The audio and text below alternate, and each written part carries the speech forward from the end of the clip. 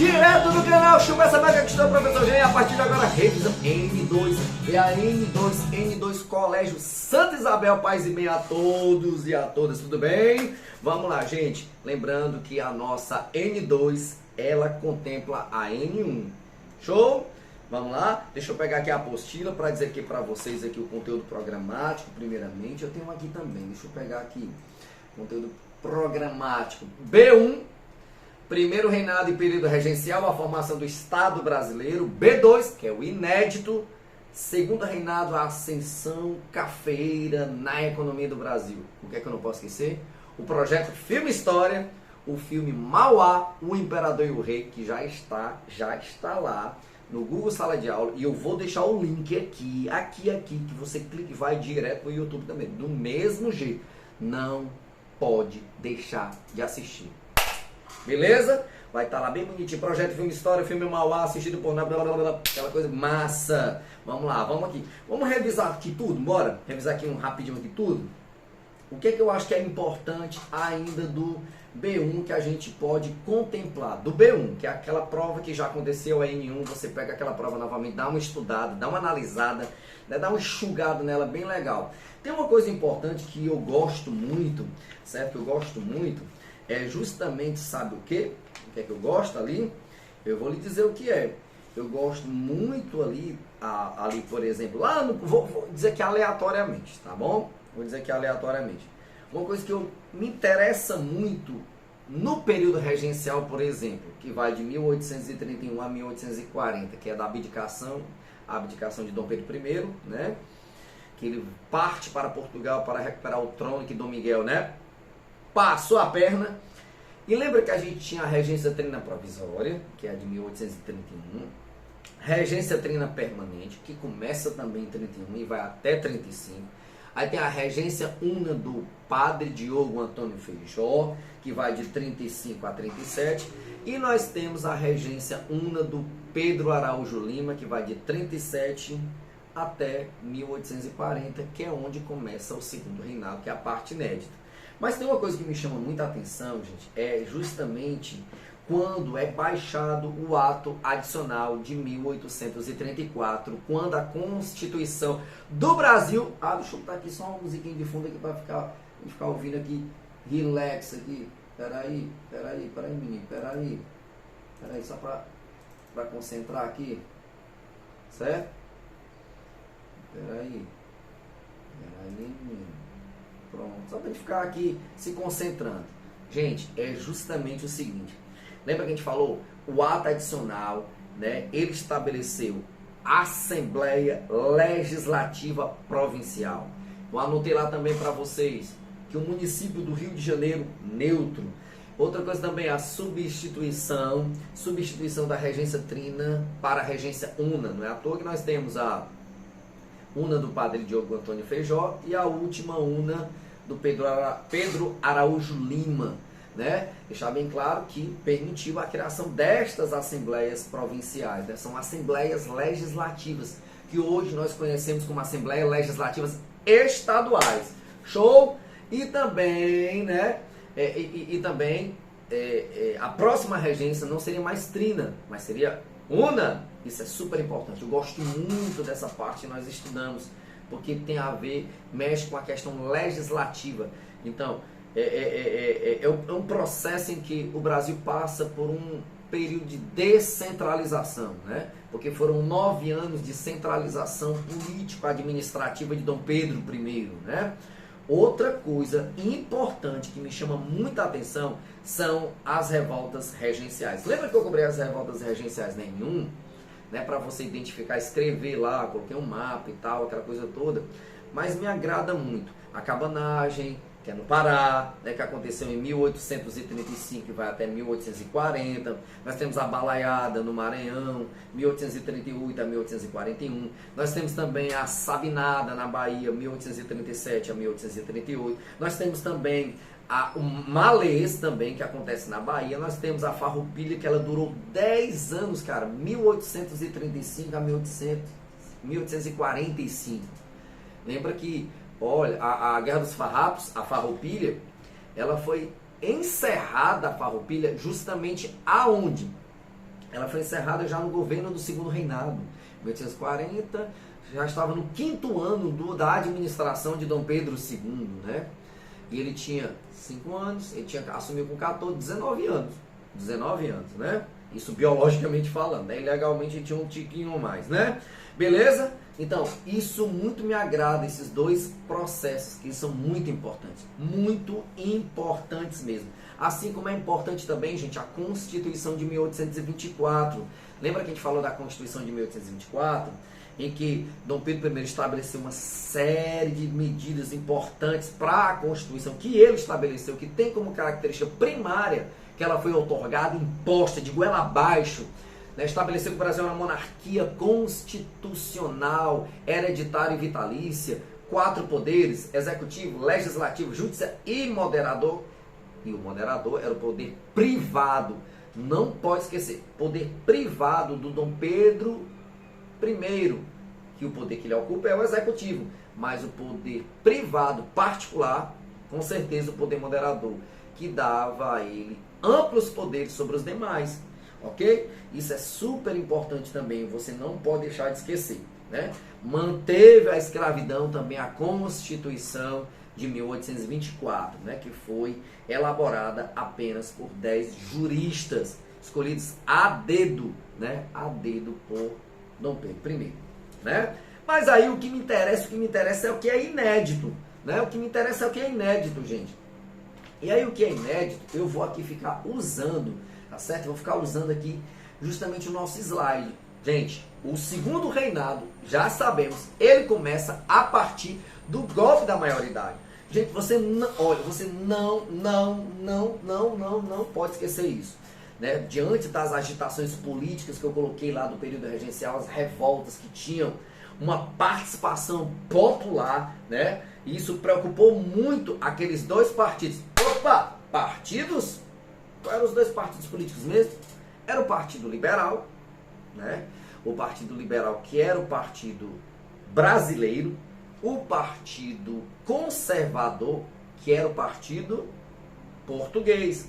Lembrando que os dois são antidemocráticos.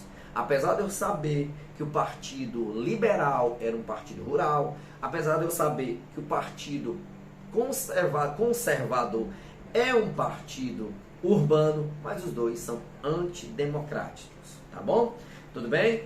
E aí, por conta de eu ter falado isso, tem uma imagem muito massa, tem uma imagem que eu gosto demais, que tem aqui na nossa apostila, tá certo? Tem uma imagem muito bacana, que é justamente, deixa eu procurar lá, eu coloquei no meu slide, tem no meu slide, na verdade, tá lá bem bonitinho lá, deixa eu procurar aqui na sua apostila do Bernoulli, pra você ver como tem, deixa eu encontrar aqui, para os senhores e para as senhoras, para os companheiros e para as companheiras, esta daqui, olha, essa daqui, está na página 101, pegou, menino?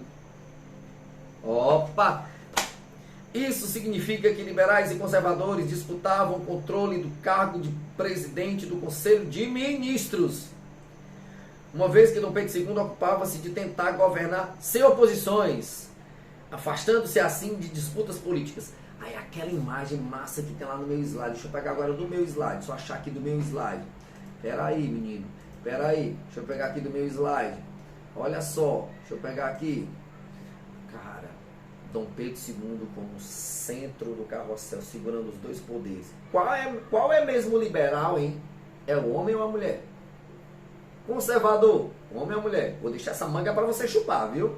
Tá certo? Então, e aí o que a gente colocou? Que a charge, na verdade, aquela charge, como diz aqui até na apostila, ó, Dom Pedro II aparece controlando o cavalo do Partido Conservador, que é a figura masculina, e o Partido Liberal, que é a figura feminina. Então, Dom Pedro II monta sustentando cavalinhos que, na verdade, representam os dois partidos, que é o liberal e o conservador, na diplomacia do famosíssimo carrossel. Agora, outra coisa importante também, o parlamentarismo brasileiro. A partir de 1847, Dom Pedro II estabelece o parlamentarismo no Brasil. O parlamentarismo que ficou super conhecido como parlamentarismo às avessas ou à brasileira. Por que, Jean? Porque no nosso caso, no nosso exemplo, o legislativo estava subordinado ao executivo. Porque no nosso, o imperador nomeava o ministro, porque isso faz com que o nosso segundo reinado tenha um caráter centralizador e também, não posso esquecer, oligárquico. Cara, a gente tinha um poder moderador. Lembrando que no primeiro reinado é estabelecido o poder moderador na Constituição de 1824. No período regencial em que os brasileiros estão governando, não tem o poder conservador, né? O poder moderador, desculpa. No segundo reinado, nos 49 anos do segundo reinado, volta o poder moderador. Então, ao contrário do que era na Inglaterra, o parlamentarismo britânico, o rei reinava, mas não governava na Inglaterra. No Brasil, graças ao poder moderador, o imperador reinava e também governava. Beleza? Quando a gente fala economicamente, cara, isso aqui é sensacional. Porque economicamente falando, o que é que eu não posso esquecer? Eu não posso esquecer que economicamente falando, o Brasil não teve grandes mudanças, tá certo? Na verdade, foram poucas as mudanças, porque a estrutura econômica continuava a mesma. Que estrutura, Jean? Estrutura latifundiária, escravista, de exportação e monocultura. O que é que nós tínhamos agora no centro econômico? O café, que era semelhantemente a essa estrutura. Então a gente carrega a estrutura do período joanino, a gente carrega a estrutura do período colonial. Então no período colonial era o açúcar, do mesmo jeito no centro, quando era açúcar, a economia era latifundiária, a economia era escravista, a economia era monocultora e a economia era de exportação. Então foi que mudou.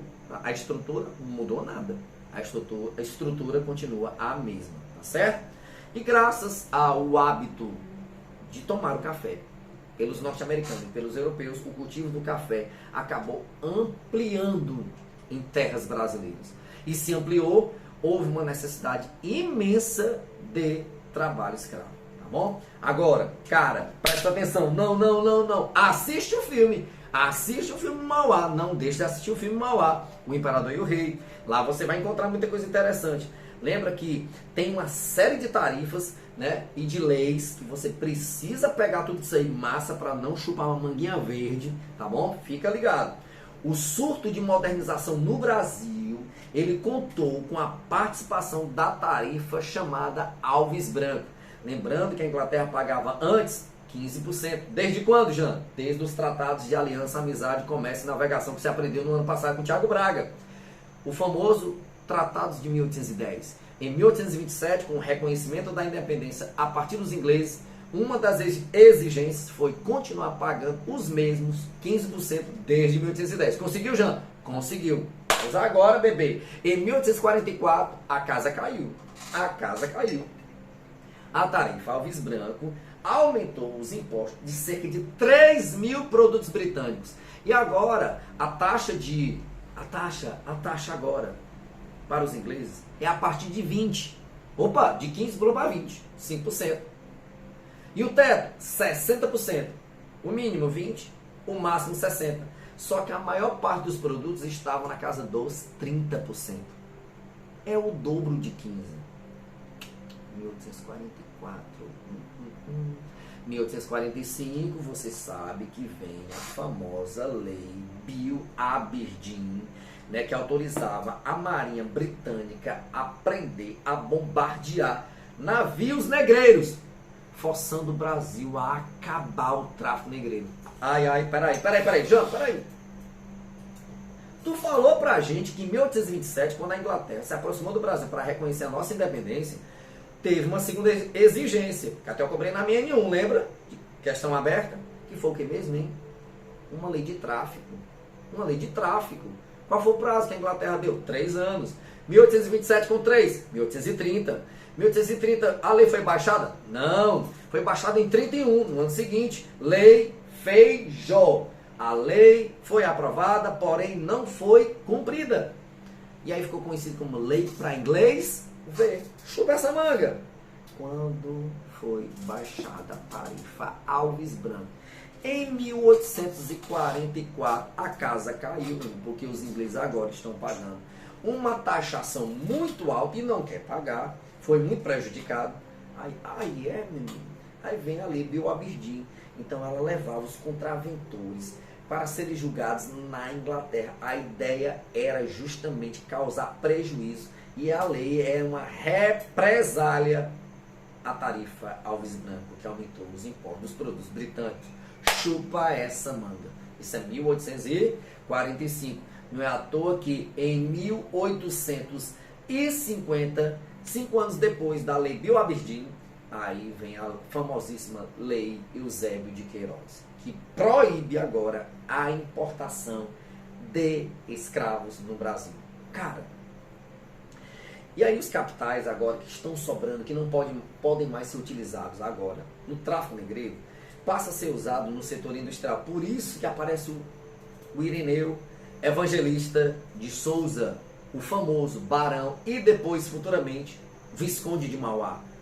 Nome aqui de vozinho Fortaleza. Chupa essa manga. Então, essa grana que está sobrando, ela serve para dinamizar a economia. Então, agora tem capital para ser investido no setor financeiro, no setor de transporte, que o Mauá gostava demais. Beleza? Fica atento a isso, que isso é muito importante. Mas tem uma coisa, gente. Em 1850, certo? Em 1850, também, no mesmo ano da lei Eusébio de Queiroz, foi baixada a famosíssima Lei de Terras. Não esquece. Diante da proibição do tráfico, então temos um problema para os proprietários escravistas. Quem é que ia trabalhar quando a escravidão fosse extinta? E aí vem a tal da Lei de Terras, no mesmo ano da Lei Eusébio de Queiroz. Porque ela vai proibir, na verdade, o acesso. Presta atenção agora na manga da questão que vem agora, ó. Bem docinha agora, presta atenção. Ela vai proibir o acesso à terra por doação e por ocupação. Para quem? Vai anotando comigo. Imigrantes, ex-escravos e homens livres e pobres. Houve um aumento das terras. Aumento de quê, do preço das terras. Aí sobrou o quê? Só uma alternativa. Só tem uma alternativa agora. Se eu não posso ter acesso à terra, eu tenho que trabalhar para quem é dono de terra. Opa, peraí. Cara, agora eu abri uma caixa de pássaros. Janto, abri uma caixa de pássaros agora. Por que, Janto, abri uma caixa de pássaros? Porque em 1850, o acesso à terra, como passou a ser possível apenas por meio da compra, e o pagamento era com dinheiro, e o preço era muito alto, isso limitou cara, meu Deus, cara, não. É o contrário daquela lei americana que se aprendeu no ano passado com o Thiago Braga, Homestead Act. Aquela lei americana que dava acesso à terra. Você ia com a sua família, com seus 14 meninos e tudo lá, e a terra saia por alguns dólares. Aqui não. A lei de terras, ela está proibindo, ela está praticamente impedindo o acesso à terra para trabalhadores, né? Escravo, meu irmão, cara, para imigrante, para pobre livre. Jean, isso é um fato muito importante. Porque você acabou ocasionando, eu vou responder de forma histórico-geográfica. É lento que você aprende. E Tadeuzinho também. Presta atenção.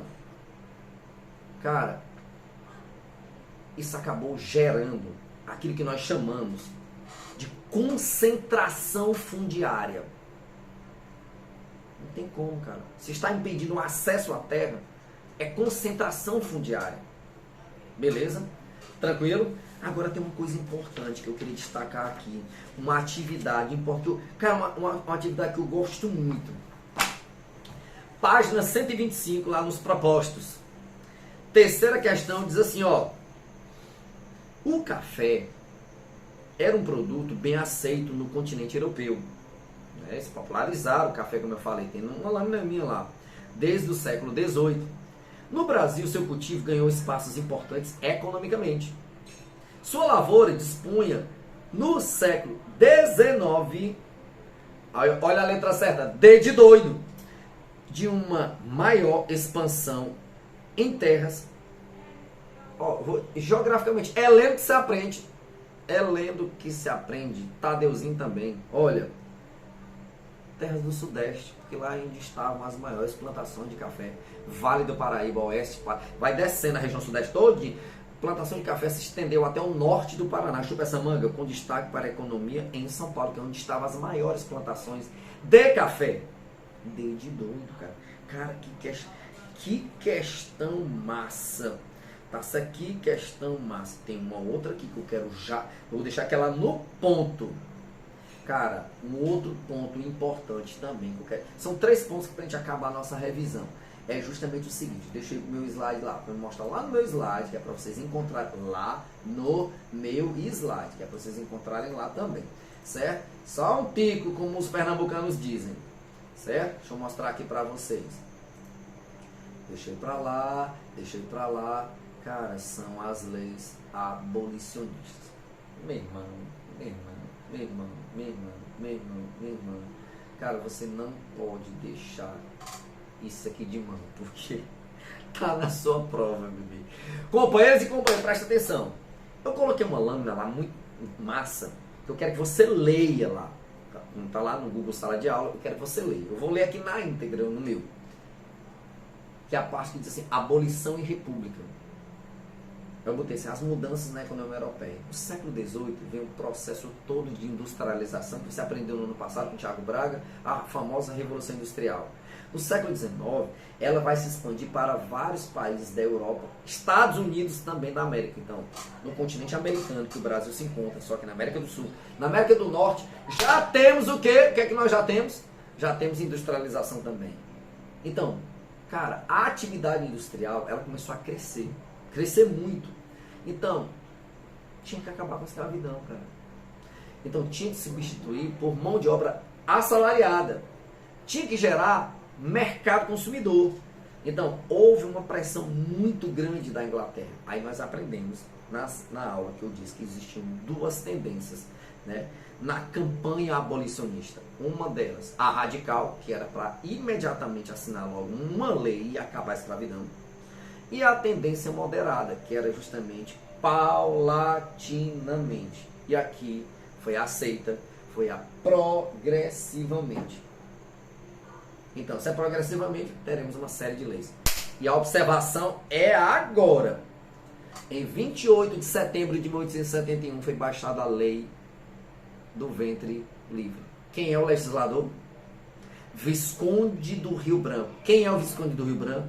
O famoso José Maria da Silva Paranhos, o amigo do Mauá. Você vai assistir o filme, eu sei que você vai assistir. Foi aquele que ingressou na maçonaria juntamente com o Irineu Evangelista de Souza. Certo? Ele é o autor da lei. O que é que a lei dizia, Jean? Declara de condição livre os filhos de mulher escrava que nascerem desde a data desta lei, liberta os escravos da nação e outros.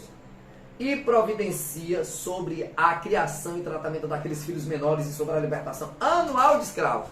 Lei do ventre livre. Beleza.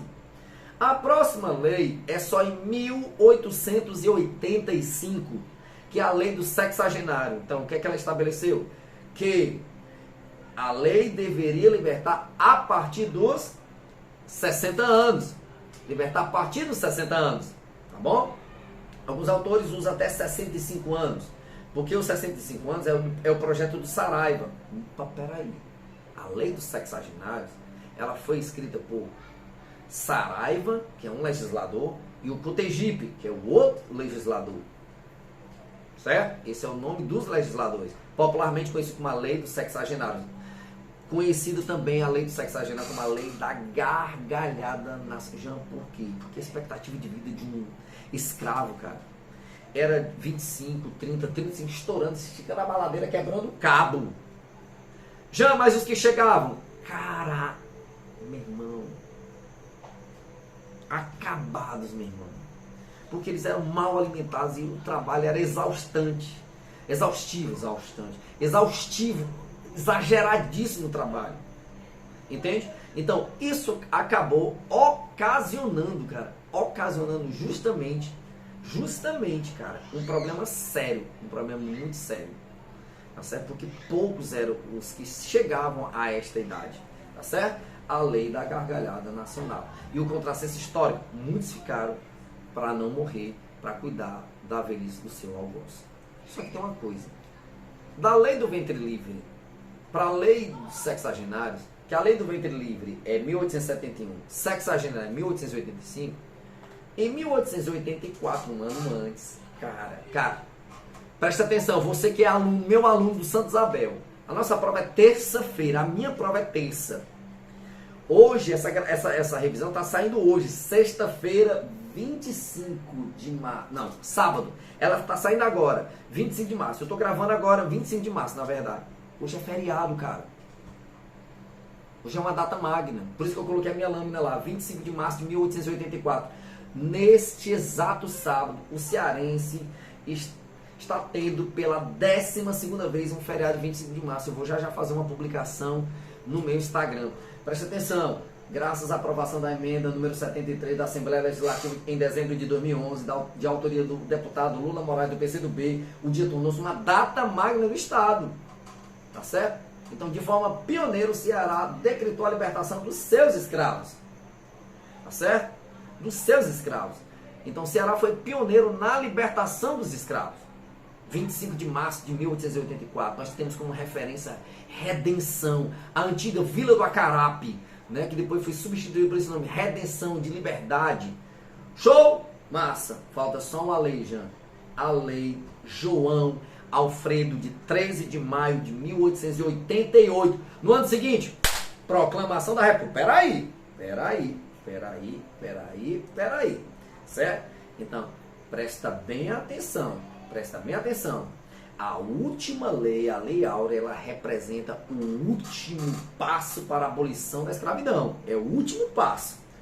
Ela já vinha ocorrendo o quê? Gradualmente, através das leis. Se eu for colocar mesmo, estirar tudinho, Lei Eusébio de Queiroz, que proibiu definitivamente o tráfico. Aí vem a lei do ventre livre. Aí vem a lei do sexagenário. Por fim, a famosíssima Lei Áurea. Então, lembra que a gente falou na sala? Ela só tem 2 artigos. O artigo 1º diz: é declarada extinta desde a data desta lei a escravidão no Brasil. O artigo 2º, revogam-se as disposições em contrário. Então, João Alfredo, autor da lei, Princesa Isabel assina porque o papai estava em tratamento médico na Europa, ela estava o substituindo, né, porque ela é herdeira, e aí, diante disso, o que é que acontece?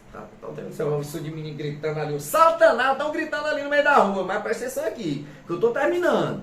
Então, presta atenção. Cara, essa lei, que só tinha esses 2 artigos, quando a Princesa Isabel assina a Lei Áurea, a população escrava só era menos de 25%, menos de 5%, na verdade. Cerca de 723 mil. Mas ela deixou um problema, porque ela não se preocupou em nenhum momento em defender, né, o ex-escravo contra o racismo, contra não conseguiu fazer não trouxe nenhuma condição para a aquisição da propriedade, de pensão, né, de emprego, de indenização. Então, na verdade, ela contribuiu ainda mais esporadicamente para o racismo estrutural. Por isso que eu coloquei assim, ó, a lei contribui para o desgaste da monarquia, a Lei Áurea. Muitos fazendeiros escravistas, insatisfeitos de não terem sido indenizados, aderiram à república.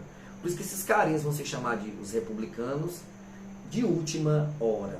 Aí eu quero que você corra lá para o meu último slide, onde diz assim, ó, o processo que conduziu à república. Tem uma lâminazinha lá e tem assim, ó, Dom Pedro II e 3 questões. 3 são as questões que findaram a monarquia neste país, tá certo? Neste país, que é justamente o seguinte: o império perde o apoio por causa da questão religiosa. Jean, o que é isso? A Bula Syllabus. A Bula Syllabus de 1864, do Papa Pio IX. Resumidamente, ela questionou a presença de maçons nas igrejas católicas. Então foi um verdadeiro bota fora de maçons nas igrejas católicas. Ou você é maçom ou você é católico. Não foi mais aceito ser os dois. Foi uma determinação da Bula Syllabus do Papa Pio IX. Esse Papa Pio IX, ele é o Papa que você aprendeu no ano passado com o Thiago Braga, da unificação italiana, que ele se declarou prisioneiro das terras da igreja. Beleza? A gente vai resolver isso mais tarde no segundo ano com a Keolinha Xavier. Beleza? Outro foi a questão militar. Questão militar, né? Que envolveu vários soldados quando voltaram da famosíssima Guerra do Paraguai. Quem é mesmo a Tríplice Aliança, hein? Que lutou contra o Paraguai? Basta lembrar da primeira economia do período pré-colonial. Pau-Brasil. P. Paraguai, Argentina, Uruguai, Brasil. Menino, olha. Rapaz, chupa essa manga aí, menino. Chupa essa manga. Tá vendo aí a manga da questão aí? Cara, o Paraguai, cara. A Guerra do Paraguai, né? Que foi um morticínio do povo paraguaio. Provocado por esta tríplice em que o Brasil participou, tá certo? Na condução desse morticínio. Beleza? Tranquilo? E a outra questão é a questão abolicionista. Lembra? Dom Pedro I disse: nem que eu venda as joias da coroa, vou indenizar todos os fazendeiros que cederam os famosos, entre aspas, 14 mil aspas, os voluntários da pátria, que na verdade, da pátria, que foram os negros que foram colocados numa farda e foram lutar contra o Paraguai com a promessa que se voltasse, ele seria livre da sua família. Ele cumpriu? Não. Ele pagou os fazendeiros pelos escravos? Também não. Calote, meu filho, o nome disso é calote. Calote. Tá certo? E isso provocou uma consequência muito grande. Qual foi a consequência, Jean? Qual foi a consequência disso tudo? O movimento republicano começou a ganhar espaço. O movimento republicano, na verdade, transformou a força política e ela foi decisiva para derrubar a monarquia, que perdeu o apoio dos cafeicultores, que não foram indenizados, da Igreja Católica por conta da bula sílabus, né? Porque Dom Pedro II mandou prender sacerdotes aqui que passavam a proibir a entrada de católicos que também participavam da maçonaria, e também dos militares, aquela galerinha que voltou da Guerra do Paraguai cheia de direitos e exigências. Menino, não tem outra. E agora, para eu terminar, fechar agora com chave de ouro, não deixa de assistir o filme Mauá, o Imperador e o Rei. Presta bem atenção, tá certo? Presta bem atenção, tá bom? Beleza? Tranquilo? No mais, eu vou me despedindo aqui de vocês com muita saudade, galerinha do segundo ano A, segundo ano B do Colégio Santa Isabel, paz e bens, e no mais, chupa essa manga! Uhul! Valeu, companheiros! Tchau, tchau!